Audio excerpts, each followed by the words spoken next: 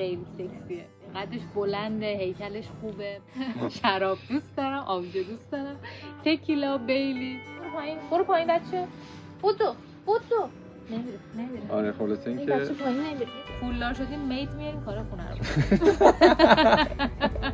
فکر میکنم که پادکست مثلا جای باحالی باشه که بشه راحت حرف زد. و گنجینه برای من اینه که آزادی از هر چی فکر قضاوت شدنه و رهایی بودن و خودم بودن، پر از اشتباه و اشکال و اینا. اشکال نداره آقا اگه من اینجوری فکر میکنم که منو دوست داریم لوح بشیم. از این زاویه هم خیلی خوب میشه اگر بگیم این ور خیلی قشنگ تره تا اون ور. از اینجا هم خوبه، اینم قشنگه. پس همینو بریم. سلام علیکم. ضبط من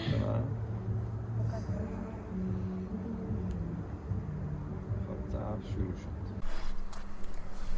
سلام پریسا خانم. سلام پریسا خانم. سلام. خوبی؟ من عشقم، تو خوبی؟ آره قربونت برم. داریم یه کار جدید و متفاوت انجام میدیم، نمیدونیم چی میشه. آره هر چی بشه دیگه. همین امروز رو فقط همین امروز رو دریابیم، بعد اینو پستش میکنیم، بعد ممکنه که بعدیش نباشه، ممکنه که بعدیش هم باشه. بعدیش نباشه در صورتی که یکیمون آره یه بلای سرش جفتم با هم یه بلای سرمون. خیلی هوا خوبه. آره کجا اومدیم تو میخوای تعریف کنی من بگم؟ ما گوشم سایلنت کنم. اومدیم یه جای خیلی خفن. به دوربینم نگاه بکنم هر چنگایی. آره اومدیم یه جای خفن نزدیک مرز بلغارستان. بلغاری هم میشه بلغارستان دیگه. آره بعد ولی اینجا رو تو پیدا کردی، یعنی اسم جنگل رو من از یکی از شاگردان پرسیدم، گفتش که اونجا خیلی جنگلش قشنگه. حالا هرچند الان زمستونه ولی باز هم خیلی قشنگه، این همه تنه درخت مثل مداد همشون دسته به دسته. آره شانس ما هم اینه که خوب شد که این چند روز هوا گرم شد. کلا یه هفته هوا بهاره و دور از هفته و دور سرد سگ میشه. آره تو سوراخ خوبی اومدیم، یعنی گپ خوبی افتاد هوا گرم. بعد اینجا خیلی باحاله. چی بود؟ لانگسفیر گلمپینگ اسم اینجا. آره لانگسفیر گلمپینگ. لانگسفیر گلمپینگ چی به ترکیش لونگوز میگن، لونگوز اورمانلاره میگن به اینجا. بعد ما تا حالا گلمپینگ نیومدیم. من خورده کمپینگ آدم کمپ نیستم، یه خورده سختمه برای دستشویی و حموم و اینا. خیلی باحاله، میدونم خیلی کوله ولی من نیستم آدمش. آره دستشویی حموم بزرگترین مشکل توه وگرنه بقیه‌اش اوکی. آره ولی اینجا مثلا بعضی مثلا اینو نمیدونم الان. بذار کانسپت کلی رو بگم.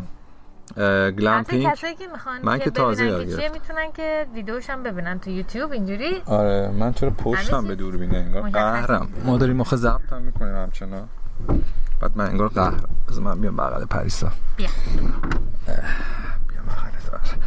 بغلت. من که نمیشناختم، یعنی تازه با این کانسپت آشنا شدم. گلمپینگ یعنی ترکیبی از گلامرس کمپینگ، یعنی کمپینگ یه ذره لول بالاتر فکر کنم، خیلی گلامورسه دیگه. آره خیلی چیزه خوشگل‌تر و ایناست. و برای تو که مخصوصا که دوست داری کمپ کنی ولی توالت و اینا مشکل داری، اینجا فکر کنم بهترین کانسپت باشه برات، چون که هم کمپینگ توریه و هم دستشویی حمومش درست حسابیه. بعد یه محوطه خیلی بزرگیه تو جنگل پر از درخته کاج که اینجا رو اومدن چیز کردن، پر از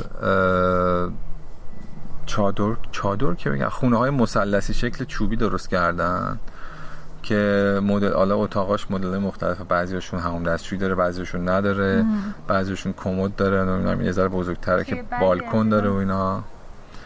بعد تو فیلم نشون بدیم بعدش فیلم بگیریم. آره بعدا میتونیم به اونا بی رول یه ذره فیلم بگیریم و اینو اضافه کنیم. بیرول نه بیرول گفتم بیرول اون روز که گفتی من خندم گرفت. بیرول توی فیلم برداری یعنی فیلم درست کردن اینا یه تکنیک، یعنی در واقع ای رول داریم که دوربین داره چیز اصلی رو میگیره، بی رول در واقع یه جورایی میشه که تو وقتی داری یه چیزی تعریف می‌کنی مثلا اون دوربین داره اون قسم چیز موضوعی رو که داره تعریف می‌کنی نشون میده، چه می‌دونم بیشتر مثلا کلوز آپ می‌کنه یا فلان. آره بی عدد ای بی. آره حالا بی رول تو دوست داری؟ آره من تو باشگاه یه دوستی دارم، یه آقای پیریه، واقعا پیره ولی خیلی سکسیه، یعنی از این جهت که انقدر پیره و اینجوری ورزش میکنه. ما غیرتی بشیم نشیم. اینجوری ورزش میکنه واقعا خیلی سکسیه. قدش بلنده، هیکلش خوبه، بعد موهاش سفیده. الله بعد همیشه مثلا ورزش که میکردم و اینا توی 1 سال گذشته هر چندگاهی مثلا من گفتش که آره ماشاءالله خیلی خوب ورزش میکنی، آفرین که میای و اینا. بعد دیگه کم کم یه مدت بود اصلا نمیدیدمش تو باشگاه، همیشه هم در همین سرملک اینجوری. بعد من خیلی هم اعتماد به نفس نداشتم که ترکی حرف بزنم، خیلی مکالمه ادامه نمیدادم، راه دور همش مخلصی چاکری ما اینا میکردی. آره بعد یه مدتی بود که من تایم باشگاه رفتم عوض شده بود ساعتاشو اینا، بعد دیگه این آدمو نمیدیدم. همون روزی که تو فکرش بودم دوباره اومدش باشگاه، بعد دیگه من موقع رو تردمیل بودم و این اومد سمت من، بعد دیگه من ایرپادم در آوردم باهاش شروع کردم صحبت کردم در همون حالی که داشتم میدویدم. بعد دیگه گفتش که آره کجایی نیستی نمیاد. گفتم من بهش امروز به شما فکر می‌کردم که چرا دیگه نمیاد. اصلا یه واقعا داشتم یعنی نگران شدم، گفتم نکنه مثلا یه اتفاقی براش افتاده که این آدم مثلا دیگه نمیاد باشگاه چون سنش بالاست.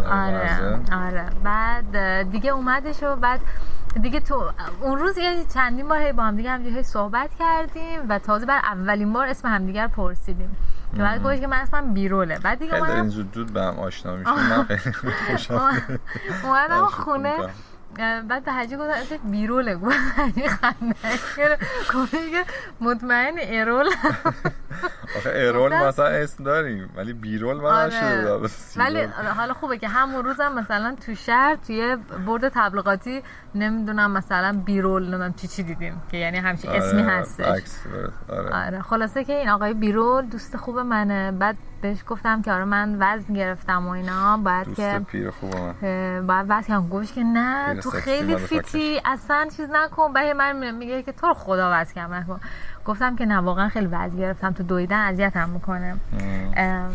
خیلی الکل دوست دارم، شکلات الکل دوست نداشتم ولی دوست دار الکل شدم و شکلات دوست دارم و اینا. بعد گفت که حالا بعد حالا مثلا 10 دقیقه تمرین می‌کردم دوباره من پرسید که الکل چی دوست داری؟ حالا من لیست کردم. برنامه چی داره؟ من شراب دوست دارم، آبجو دوست دارم، تکیلا، بیلیز. بعد گفتش که چیه این؟ راک. گفت راک دوست نداری؟ بیا ماما بابونیش بدم. بیا خود بونیه پنجه. ما الان اونایی که از تو یوتیوب دارن میبینن ما نشستیم تو محوطه جلوی یکی از این خونه مثلثی ها. البته خونه مثلثی که ما توشیم بغلیه، ولی چون صبح دویدیم و یه سری لباس خیس داشتیم آویزون کردیم دم میز صندلی جلوی چیز، جلوی این یارو خونه مثلثیمون، برای همین نتونستیم اونجا بشینیم و اینا خیلی ضایع بود.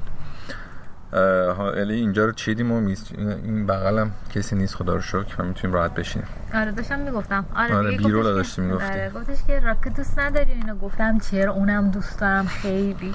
بعد گفت شوهرت هم دوست داره؟ گفتم آره. من هم میشینم اینجوری با زنم با هم دیگه برنامه میکنیم.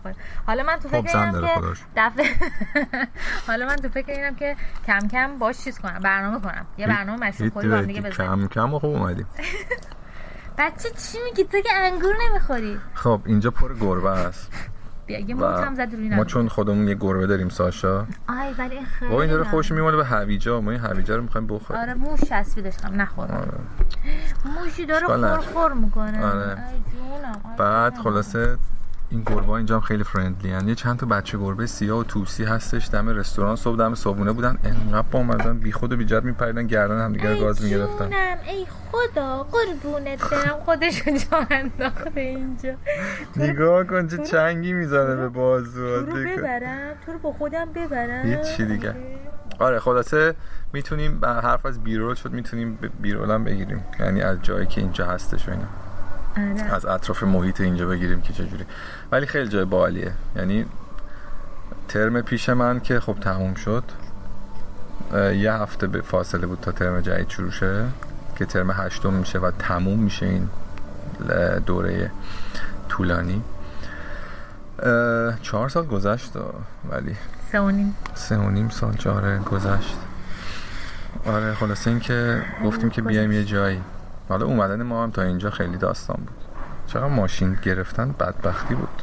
آره آقا گواهینامه تو ترکیه نگیرین اصلا به درد نمیخوره واقعا. ما گفتیم گواهینامه ترک بگیریم که یه خورده راحت تر بشیم، میخوایم ماشین اجاره بکنیم، یا اینکه اصلا حالا اینش هست ولی اعتبارت به عنوان یه متاسفانه اعتبارت به عنوان یه شخص میره بالاتر وقتی گواهینامه ترک داری. خیلی مثلا خیلی کارات راه میفته یه جاهایی وقتی ببیننت. آره اصلا از پاسپورت انگار معتبرتره. آره بعد ولی مثلا قوانینش برای ماشین اجاره کردن خیلی سخته، مثلا اگه اولین بارت باشه. آره یعنی اصلا فکر کنم اولین بارت باشه خیلی سخت میگیرن. مگه نه؟ حالا نمیدونم الان این آریان که داره زرد تو زود ماشین اجاره میکنه. آره آریان خب گواهینامه ترک نداره، اون با پاسپورتش اجاره میکنه. میبینی گواهینامه ترک پس به دردم. آره ولی خب خیلی سخت بود. اینکه مثلا ما اینجا رو رزرو کرده بودیم، چمدون اینا رو جمع کرده. من نمیدونم به تو نگاه کنم، به دوربین نگاه کنم، به میکروفون نگاه کنم، به من نگاه کن، به گربه نگاه کنم، به هر چی دوست داری نگاه کن. خدا اینو لهش کنم. آره خلاص آره برنامه‌ریزی آره برنامه‌ریزی کرده بودیم و بعد حجیرم ماشین رو بگیره، دیدم که خیلی دیگه داره طول میکشه. چرا انقدر طول کشید؟ زنگ زدم گفتش که آره چیز شده. من دیگه نمیتونم بتونم بکنم چون برای یکی دیگه توضیح میدم. نه من دارم تو رو نگاه میکنم. اوکی من دارم تو رو نگاه میکنم، تو هر چی دوست داری. آره بچه‌های توی خونه نه تو خدا دیگه چیز نکن، راحت نگاه میکنی. داستان من و مخاطب تو دوربین نگاه کردن نباشیم، میخوایم خودمون باشیم. آره دیگه خب خودمون میمونه، بچه‌ها خودمون باش. آره این که دیدم طول کشیده شو اینا، گوش که آره یهو اومده یه قانون جدید گذاشته و که گفته که باید نم چیز داشته باشی، بیمه یعنی باید یه جا مثلا استخدام یه جا باشی که مثلا ما بتونیم که بهت ماشین بدیم.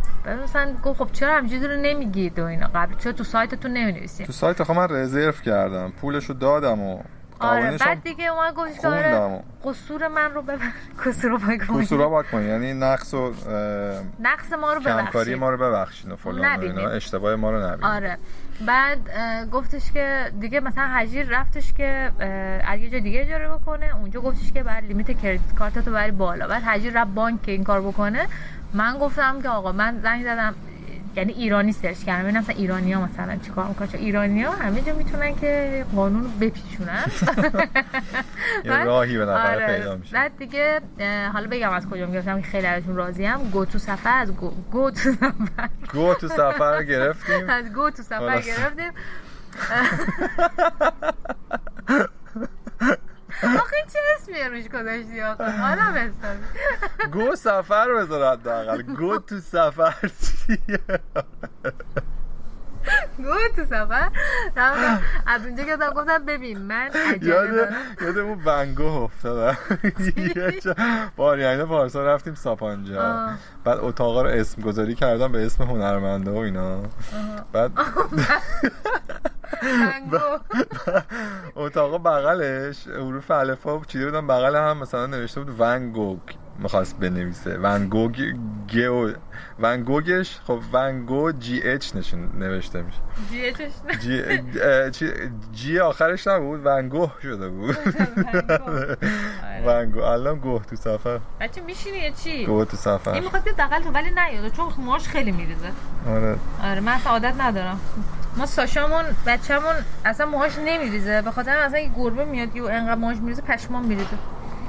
خب دیگه بسته دیگه، برو بازی کن. برو. آره خلاصه اینکه ماشین اجاره کردن ما اولش خیلی داستان بود، بعد انقدر سر اینکه کار به این راحتی انجام نمیشه خیلی داشتم هرس می‌خوردم. گو تو سفر زنگ زدم، بعد گفتم که آره مثلا من ماشین میخوام و اینا، این حالا مثلا اول استعلام بگیره، حالا طرفم ایران بود ولی خودش دمش کم از ایران همه کارا بگیری کرد. خلاصه از اون موقع که من به گو تو سفر زنگ زدم تاکیدم میکنی هر دفعه گو حالا خب مثلا پولم نمیگیریم ازش، مثلا تبلیغ هم نیست، 10 بار گفتیم. حالا که ما از گو تو سفر زنگ زدیم گرفتیم. آره ظرف 2 ساعت بعد ما سوار ماشین بودیم. بعد بهشون گفتم من عجله من ماشین رو میخوام. دفترشون دقیقاً پایین خونمون بود. آره گفتم آخه خونمون کجاست؟ گفتم من فرودگاه و اینا نمیرم، یه جا نزدیک خونمونم باشه. خلاصه که شد دیگه. تازه اون وسط حجیر گفتش که بریم با اتوبوس بریم و اینا. مثلا اتوبوس من آخه حجیر زنگ زد که هتل رو کنسل بکنه. هتل هم نان ریفاندبل بود، یعنی اینجوری پولو پس نمیدن. گفتن که نه چیز نکنید و اینا، بیاین با اتوبوس بیان که ایستگاه اتوبوس هم دیدیم قشنگ یه 300 400 متر پایینتر از اینجاست. ولی من گفتم اصلا، یعنی من اصلا نیستم، یعنی برگرد بیا خونه، هم تو خونه الان بساط کنیم خوشحال‌ترم تا با اتوبوس بخوام بیام همین جایی. آره دیگه این میکروفون بیا خورخوره اینم ضبط کنیم. نه میترسم که این قطع بشه، یو اس بیش چیز شه. مادر من تو رو لهت کنم آخه. آره الان ساشا بود لهش کرده بودم، بعد ساشا آره این چه حالی داره میکنه؟ خیلی معلومه حال میکنه. معلومه با اون چشمای عسلی خوشگل. چی شد که خواستیم پادکست ضبط کنیم؟ راستش یعنی مثلا یه چیزی هستش که تو ذهنته ولی مثلا هیچ وقت فکر نمی‌کنی، میگی نه بابا اینجوریش، نه اونجوریش، نه اینجوریش. مثلا من خودم آدمیم که آدم چیز نیستم، سوشال مدیا نیستم از این جهت که مثلا بخوام فعال باشم. یعنی از پیج پرایوت خودم که الان همون سال اول که اومدیم اینجا کلا گذاشتمش کنار. اینستاگرام تو؟ آره اینستاگرامم گذاشتم کنار. بعدش پارسال اینا بودش که به این فکر که پارسال نه 2 سال پیش، 1 سال و نیم پیش هم چیزی بود که به این فکر کردم که یه پیج پابلیک بذارم و تو شروع کنم فعالیت کردن.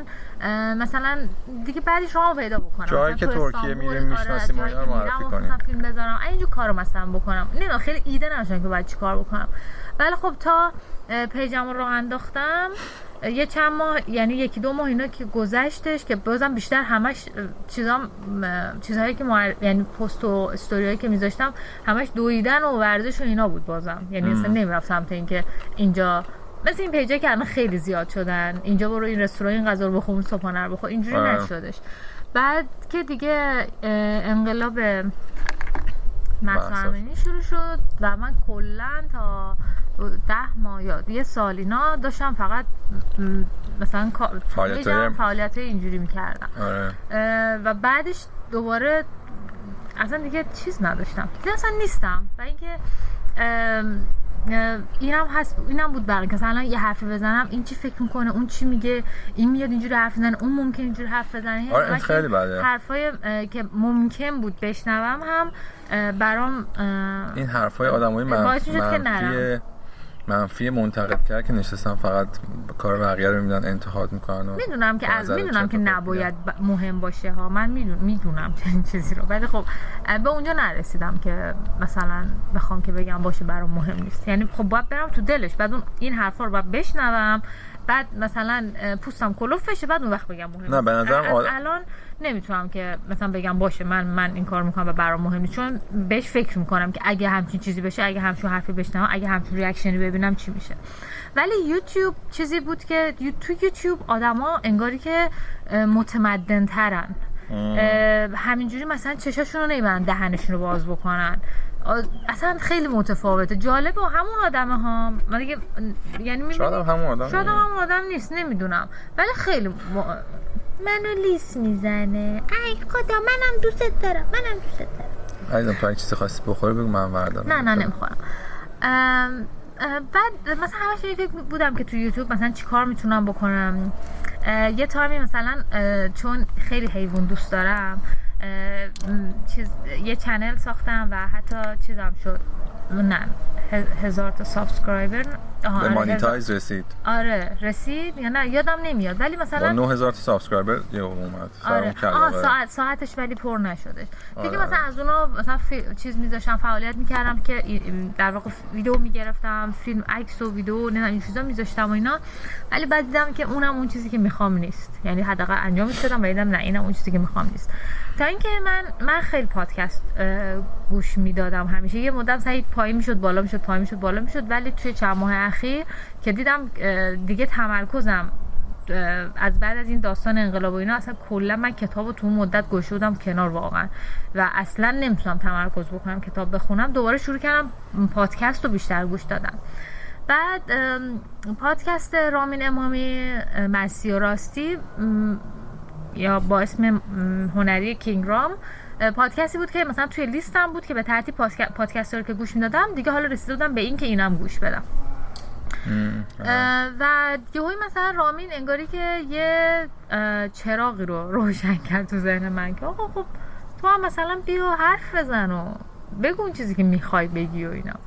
بعد دیگه یه چند تا مثلا پادکست یه چند تا اپیزودش که گوش دادم، بعدش اومدم مثلا به هجیر گفتم که آره مثلا این دفعه اینم بگم همه اپیزوداشو گوش نمیدم. ای چون گاز میگیری نازم کنی. آها باش. خوابیده سرشو گذاشته مثل ساشا روی دستم. اونیش بگم من چشم گفتم این که مثلا همه اپیزوداشم گوش دادم دیدم که مثلا این مهمونش که اومده این حرفا که داره میزنه حرفی نیست که مثلا بر من جالب باشه یه دوست داشتم تا آخرش گوش بدم مثلا 1 ساعت 2 ساعت و اینا، ولی مثلا بعضی از مهموناش خیلی جالب بود که مثلا به هجیر میگفتم و هجیر مثلا این خیلی باحاله و اینو گوش بده و اینا. بعد دیگه هجیرم گوش داد مثلا همون اپیزودی که من فرستادم مثلا 50 خورده ای، بعد اومد 2 تا اپیزود اول رامینم گوش داد. بعد گفتش که مثلا منم خیلی دوست دارم اینجوری بشینم حرف بزنم، بس بیا حالا که اینجوریه تو هم الان مثلا میخوای که حالا من بیشتر تو یوتیوب و هجیر اینجوری تو پادکست دیدین خوب میشه مچ میشه اینجوری صحبت بکنیم، ولی واقعا اینکه الان داریم اینو ضبط میکنیم به بعدیش برسه رو نمیدونم، شاید هم برسه شاید هم نرسه، ولی مهمه که الان اصلا گفتم فکرم نمیخوام بکنم، برنامه‌ریزی هم نمیخوام بکنم، حوصله ادیت و اینام ندارم، چون که همیشه این کارهای این مدلی باعث شده که من از انجام یه سری کارهای باز داشته باشم، نه یعنی نرم سمت آره مثلا بگم که وای این خیلی مثلا تو ماچه برام اینا مثلا انجامش نمیدم، اصلا نکنه حالا بعد تو مسیر که میری میگه آقا این کارا رو داره باید داری الان که این کارو میکنی این کارو انجام دست اینا به این پایه دوربین چیکار داری بخوب دیگه من خوب نبودی. آره خلاصه که اینجوری شد که تصمیم گرفتیم بیایم استانبول. این بچه‌م بازیش گرفته ببین این برادر من. آره اینجوری شد که تصمیم گرفتیم. آره حالا در مورد رامین چه چیزی بود که آره بگو این سوال پرسیدی که چی بود؟ نخکش کرد پولی بده منم که جذابش کرد. خب بگو. این که خودشه و این خودش بودنه اصلا با وجود این که خیلی ضعیفه، مخصوصا اصلا اون اپیزودهای اول رامین امامی اینجوری بود که اصلا اومده بود پادکست ضبط بکنه که بعد از چند تا پادکست بره خودکشی بکنه، ولی قبلش مثلا تو پادکستش نگفت. چرا میره جلوتر میگه من گوش دارم میگه منم خیلی جلوتر هستم. همین برای اینکه من نشینم دوستم. آره گفتش که اصلا میخواد همچی کاری بکنه، ولی خب اصلا دیگه عوض شد، راهش تو مسیر عوض شدش و این لخت بودنش رو من دوست دارم و این لخت بودنش باعث میشه که به این فکر کنم که آقا چرا همه چیز مثلا باید برنامه ریزی داشت، مگه اصلا برای همه چیز باید برنامه ریزی و پلن و اینا داشته باشی؟ ببین بدون پلن هم میشه همچین کاری کردش، قشنگ خوراک خودمه. مدل ورژن تنبلی من خیلی میطلبه این بدون پلان چیز یک کاری رو انجام دادن. میدونم البته من کلا اینجوریم که هر روز بنویسم این چیکار میکنم اون چیکار میکنم، ولی خب یه سری کارام توش واقعا تنبلم. حالا چیزی که برای من بود که من حتی قبل از رامینم به این فکر کرده بودم که پادکست، یعنی حقیقتش دنبال پلتفرم میگشتم که حرف بزنم. حالا شاید یوتیوب باشه. من خیلی همیشه دوست داشتم تو سوشال مدیا اکتیو باشم. یعنی دوست داشتم که مثلا چیزایی که بلدم یاد میگیرم و تجربه کردم و اینا بیارم به بقیه هم ارائه بدم، حالا آموزشی باشه اینا. و خب خیلی وقتا فکر کردم آقا مثلا فعالیت کنیم یا چه می‌دونم بریم مسابقات مختلف که شرکت می‌کنیم نشون بدیم و فلان کنیم و پروموت کنیم و بعد کسایی که دیگه خواستن اگه بیان و چون خیلی فضا باحاله، فضای مسابقات دو اینا. بعد لباس‌های مختلف مثلا معرفی می‌کردم قبلا توی پیجم، ساعت‌های مختلف ورزش، کلا تجهیزات مختلف و گیر و اینجور چیزا. و خیلی هنوزم جا هست که این کارو بکنی، یعنی هنوزم دوست دارم که این کارو بکنم، ولی خب چون اومدیم استانبول دیگه با درس من خیلی تداخل پیدا کرد و شدت درس من رفت خیلی بالا، یعنی حجم درس من رفت بالا و منم می‌خواستم معدلم بالا باشه که اسکالرشیپ بگیرم هر سال و اینا. برای همین دیگه نتونستم خیلی فعالیت کنم و این آتیشه هنوز ولی درونم روشنه. بعد ولی باز هم احساس میکردم که اینستاگرام و یوتیوب اون جای من خیلی دوست دارم بزنم، حرف دارم واسه گفتن و فکر میکنم که پادکست مثلا جای باحالی باشه که بشه راحت حرف زد. و از طرفی هم یک چیزی که من همیشه مثلا حالا توی مدت زیادی هستش که دارم گوش میکنم صحبت‌های مثلا روانشناسای مختلف و اینا، مخصوصا جردن پیترسن که خیلی خفنه، یه ایده‌ای داره به نام دراگون، گولدن دراگون، یعنی یه دایناسور که نه، یه اژدهایی هستش که یه طلایی رو داره، یه گنجینه‌ای رو داره ازش محافظت میکنه که اول تو باید با اون اژدهای مبارزه کنی تا به اون گنجینه برسی. یعنی تو اول در واقع باید اون کاری بکنی که نمیخوای و ازش میترسی یا نمیخوای اصلا بری آخرین چیزی که تو میخوای بری سمتش در واقع، و باید اول اونو بزنی کنار تا به اون گنجینه برسی. حالا گنجینه برای من اینه که آزادی از هر چی فکر قضاوت شدنه و رهایی بودن و خودم بودن.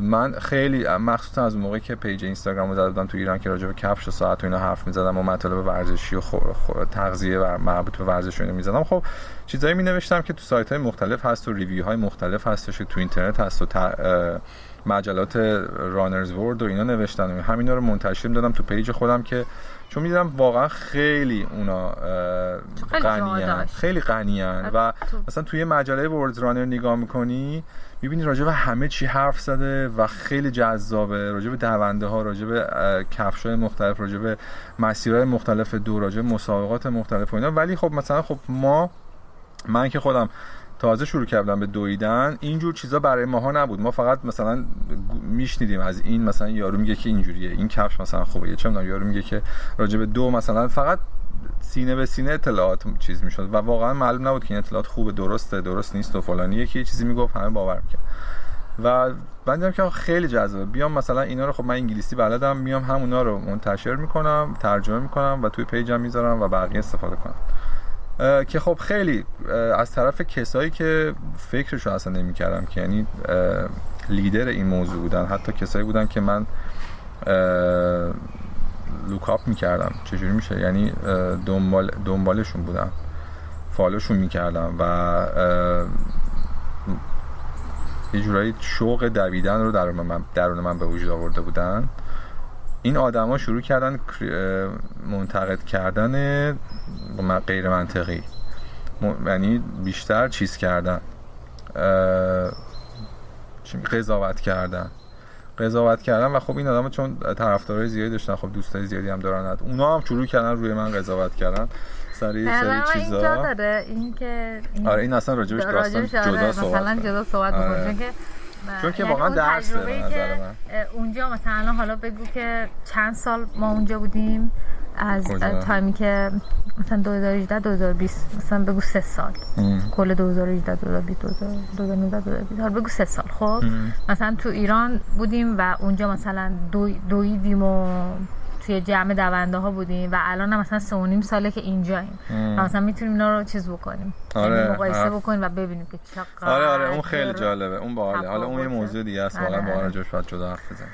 آره خلاصه اینجوری بود که دوست داشتم آقا اصلا حالا که من میترسم که قضاوت بشم یا فکر میکنم که آدم ناقصیم یا اطلاعات کمی دارم یا ضعیفم یا پر از اشتباه و اشکال و اینا، اشکال نداره آقا. اگه من اینجوری فکر میکنم یا اگه بقیه قراره راجع من این حرفو بزنن، بذار من لخت بشم.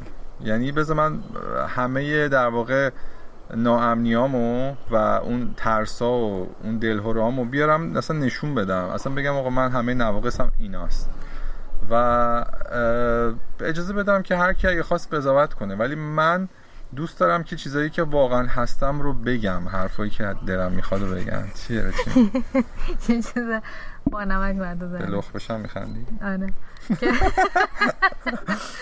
لخ نشم. منو نتیجه که منو دوست داریم لخ بشیم. و جالبه ولی چی شد که این کار کرد؟ چون دوست دارم لخ بشم.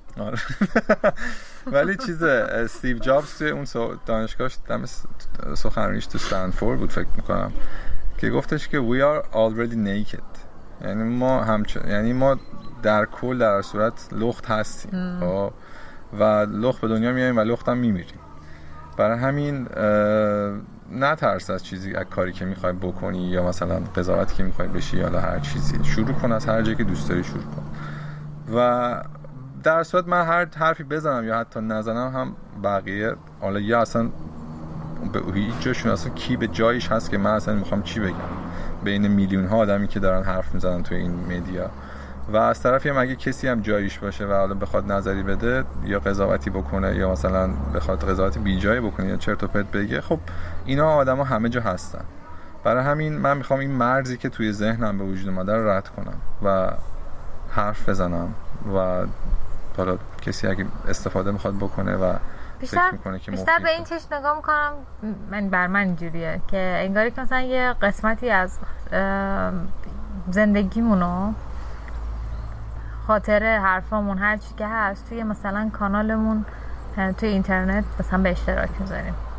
یعنی این چیزی و ممکنه که خب خیلی خوششون نیاد، یه سری که دوستامون هم ما رو دوست دارن ببینن قربون صدقمون برن، خوششون بیاد بیشتر. برای یه سری که اصلا ما رو نمیشناسن مثلا اینجوری باشه که یه حرفی براشون انگاری که جواب اون سواله باشه، چون همیشه که آدما جواب سوالاتشونو خودشون پیدا نمیکنن یا اینکه نه اصلا حتما از آدمای نمیدونم مثلا تحصیل کرده فلان دانشگاه یا مثلا آدمای 40-50 سال تجربه کار کرده مثلا اینجوری که پیدا نمیکنم. ممکنه که اصلا یه بچه تو جواب سوالاتو بگیری. اصلا برای خود من پیش اومده مثلا یه چالشی داشتیم و دیدیم یه آدم معمولی دیگه هم مثلا همین چالشو داره، پس احساس می‌کنم بابا تو هم تنها نیستی مثلا. بعد مثلا من اینکه دیدم که حالا من که خیلی یعنی فکر نمی‌کنم اونجوری مثلا دستاوردی دارم تو زندگیم، ولی اوکی هم اوکی عزیزم این محجوبیت.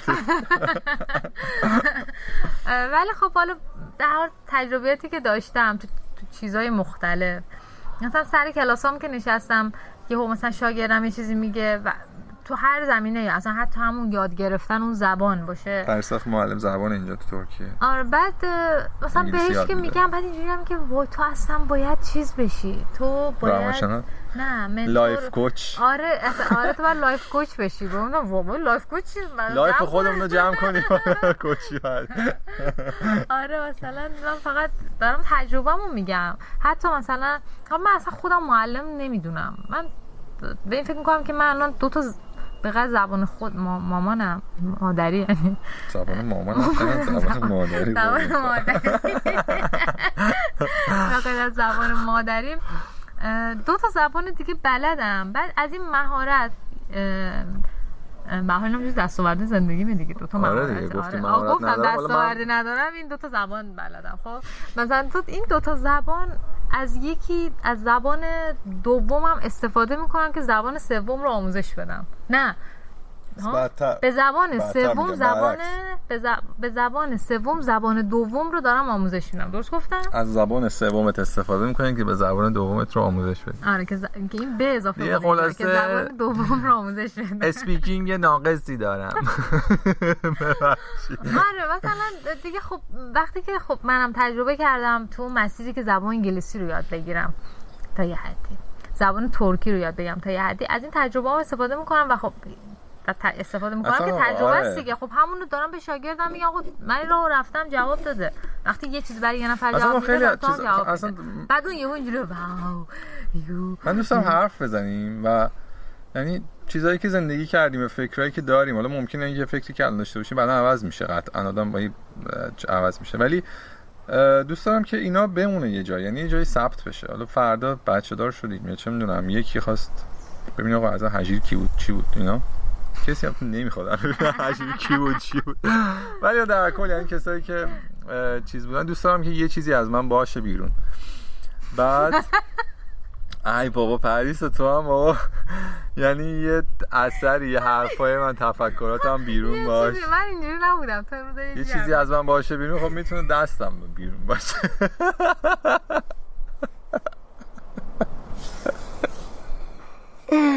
آقا بحث عوض کن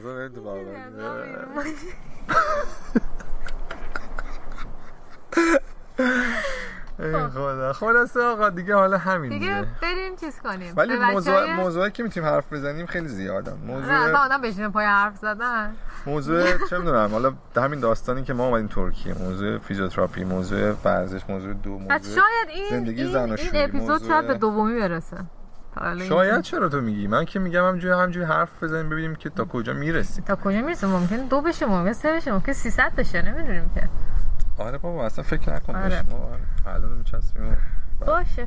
پس ما حالا الان میریم بچه‌ای توی خونه که آدیو گوش میدن با شما خداحافظی می‌کنیم، ولی بچه‌ای توی یوتیوب چرا میتونیم بریم که فضا رو بهشون نشون بدیم که ببینن چه شکلیه. کانالمون رو پروموت نکردیم. کانالمون چون اسم نداریم ما هنوز، نه کانال ساختیم نه کانال یوتیوب اینستاگرام رو اصلا پروموت نکردیم. خب آخه نداریم که. خب اینستاگرام یوتیوب نداریم؟ داریم دیگه. نه این کار مشترک، این کار مشترک ما که نداره. نه اسم پادکستمون رو یه اسمی اومد گفتش که اسم پادکست رو بذاریم دل و دماغ. تو دلی من دماغ. قشنگ بود. آره ولی دل و دماغ آدم گوش میکنه احساس میکنه مثلا انرژی منفیه. دل و دماغشو ندارم مثلا، نمیدونم شاید باحال بشه. آره حالا بریم حالا فکر کنیم بذاریم انرژی مثبت باشیم. این هم انرژی مثبت هست دیگه. حالا انرژی منفی هم نباشیم. انرژی منفی هم نباشیم. آره حالا منفی هم نیست آخه. این دل و دماغ همیشه میگی دل و دماغشو ندارم. نمیگن هیچ وقت نمیگن دل و دماغشو دارم. چرا دل و دماغشو داری؟ خب میگن آره دارم. آره هم دل دارم هم دماغ. ولی الان دیگه نمیگن دل و دماغ، میگن کونشو داری. آره خب باشه پس دیگه بریم دیگه. چیو پروموت بکنیم آخه یه هجیر توی اینستاگرام با هندل هج لایف، درست میگم یا هج؟ آره دیگه هج لایفی. من رو میتونید فالو کنید ولی من هیچ فعالیتی نمیکنم. من اکانت زنمو به هیچ نمیدم، معرفی نمیکنم. های آقای پیر هم از زندگیمون قطع میکنم که دیگه چی. منو اینجا همه پاریس صدا میکنم. پاریس. البته من ایرانم که بودیم دختر خاله هم منو پاریس صدا میکردن، ولی خب پاریس ها خیلی اسم قشنگی، من اصلا خیلی دوست دارم قربون مام بابام برم که همچین اسمی رو گذاشتن. بعد دیگه حالا هندل من در اینستاگرام میشه paris.in.turkey. بعد یه آنلاین شاپ هم داریم humba.shop humba HOOMBA.shop دیگه شاپ خودمون. اسمش هم با کمک سهراب و نادا گذاشتیم. همبا شیر دا همبا نه نه نه نه. از آهنگ از خالو قنبر اومده آهنگش، چون خالو قنبر قشم دویدن آهنگ بندری. حالا بعد از توی این اپیزود الان میذارم آخرش آهنگو. آره بذاریم. آره دیگه. خب دیگه ما رفتیم تا دیدار بعدی. خلاصه این داستان یعنی این پادکست های ما خیلی مسیر خاصی نداره، مسیر زندگیه، کلا راجع به زندگی و همه اتفاقی که تو زندگی برامون افتاده و میفته و اینا حرف میزنیم و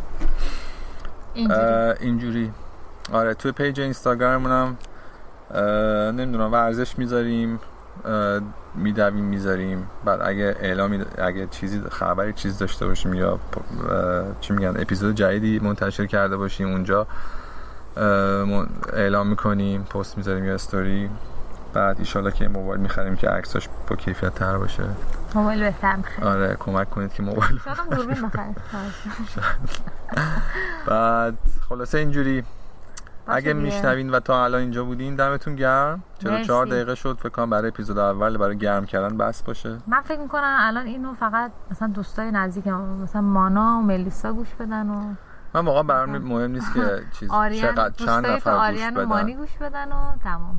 آره من برام مهم نیست چند نفر گوش بدن، ولی یعنی آره من با این هدف که مثلا آدم یعنی فالوور جذب کنیم دوستان، یعنی با این هدف که هم بر خودمون چیز داشته باشیم. آره چون که چی میگن اون لخ شدن دوباره هستش. آره تو فضای مجازی بذاریم این کار انجام بدیم. انگار داریم برای خودمون حرف میزنیم. آره ولی واقعا هیچ پلنی براش نداریم اینکه می‌خوایم چیکار بکنیم و الان ما این ولی دوست دارم مثلا من دوستامو بیارم صحبت کنیم و کسای دیگه هم بیان حرف بزنیم. حالا الان ما این دکمه ریکوردو که زدیم همین الان استاپو میزنیم و همین نو چیز میکنیم، آپلودش میکنیم، ادیتو اینجا رو ضبط قطع کنم و اونجا رو اشتباه گفتی. آره همین خالص مالس میاد بالا. یعنی پریسا داشت این کارا رو ندارم. وقتش هم حقیقتش الان نداریم. حالا بعدن اگه پولدار شدیم یه ادیتور میاریم که برامون این کارا رو بکنه دستش در. پولدار شدیم میت میاریم کار خونه رو. خب دیگه ما بریم دیگه. فعلا خدافظ.